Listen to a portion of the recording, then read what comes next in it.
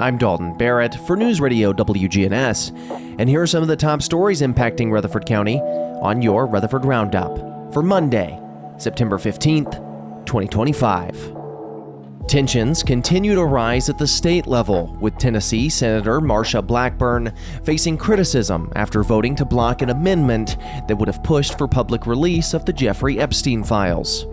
The amendment, backed by Senate Majority Leader Chuck Schumer, was attached to the National Defense Authorization Act and aimed to direct the Attorney General to release Epstein-related documents. Although Blackburn has long advocated for transparency on the Epstein case, she dismissed this measure as a political stunt that risked military pay. Her office pointed fingers at Democrats for previously obstructing similar efforts, asserting that the focus should be on national security and combating human trafficking.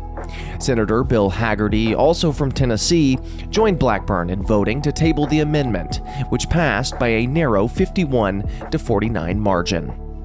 Meanwhile, another controversy emerged within a key state agency. The Tennessee Department of Commerce and Insurance, which regulates sectors including consumer protection and professional licensing across Rutherford County and beyond, has terminated an employee following inflammatory social media comments. The remarks pertain to the murder of conservative activist Charlie Kirk and were found to exhibit bias and undermine the department's credibility.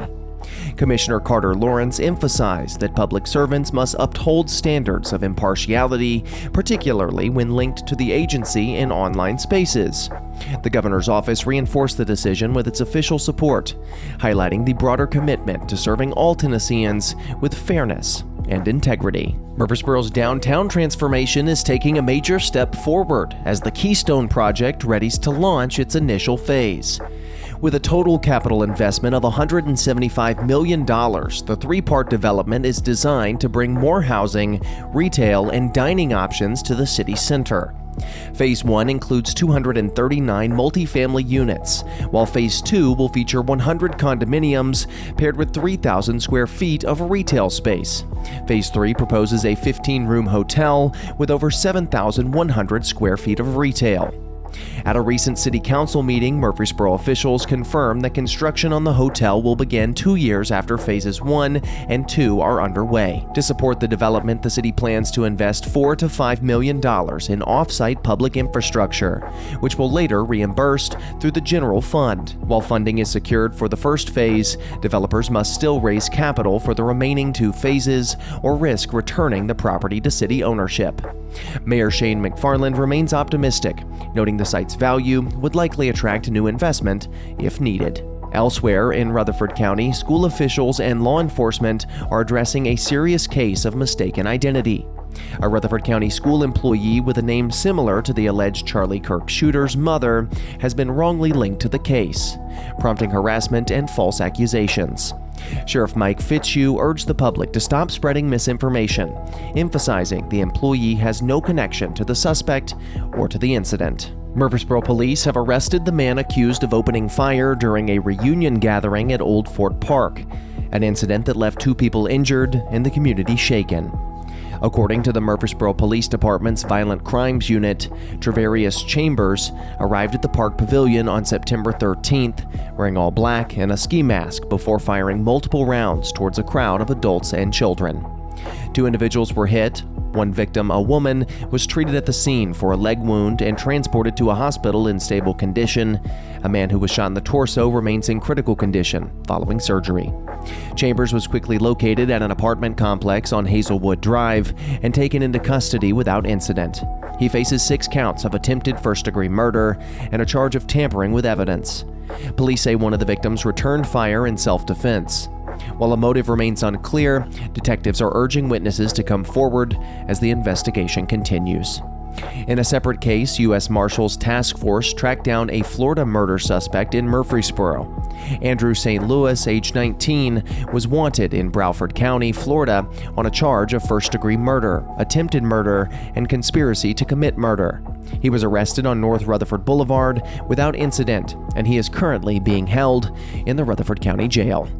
A sweeping federal response to rising violent crime in Memphis is drawing national attention. U.S. Senator Marsha Blackburn praised President Donald Trump's decision to deploy the National Guard to Memphis, describing it as a pivotal step towards restoring law and order.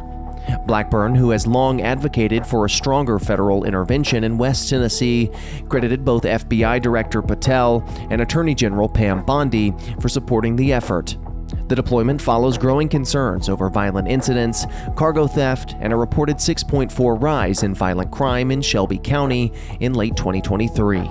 Despite those challenges, recent data shows homicides in Memphis have dropped by 23% so far in 2025, outpacing national averages. The move represents one of the largest federal law enforcement deployments to the region in years.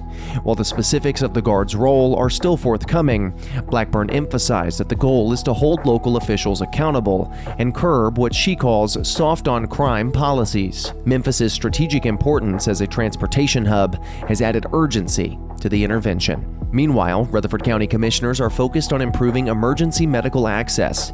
A newly passed resolution supports collaborative efforts between HCA TriStar, Ascension St. Thomas, and Murfreesboro Medical Clinic to build 2 freestanding emergency departments.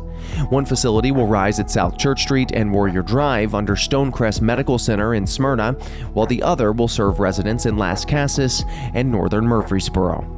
The resolution highlights rare cooperation among competing healthcare systems and underscores the need to serve growing and underserved populations.